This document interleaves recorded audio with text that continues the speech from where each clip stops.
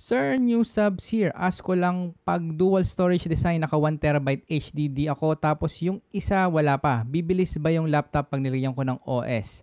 Anong SSD lalagay ko? May gagalawin pa ba after that? Thanks.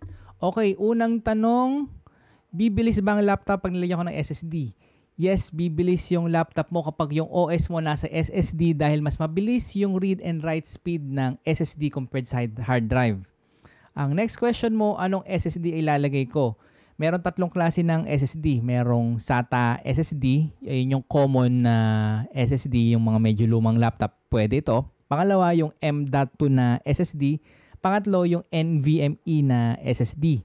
Para malaman mo kung anong compatible dun sa tatlo, kailangan mong i-search or kailangan mong baklasin yung laptop mo mismo. Pangatlo, may gagawin pa ba after that? Siyempre, pag nalagay mo na yung bagong SSD, kailangan installan mo ng Windows OS yung SSD. Sa pag-install, kailangan meron kang boot drive. Yung boot drive, pwede kang bumili, pwede kang gumawa. Kung gusto mo makatipid, may video kong ginawa na tutorial sa paggawa ng boot drive. And then, kapag may boot drive ka na, i-install mo na yung Windows sa SSD. Meron din akong video yan. Ilalagay ko yung link dyan sa comment section. Tas sundan mo na lang.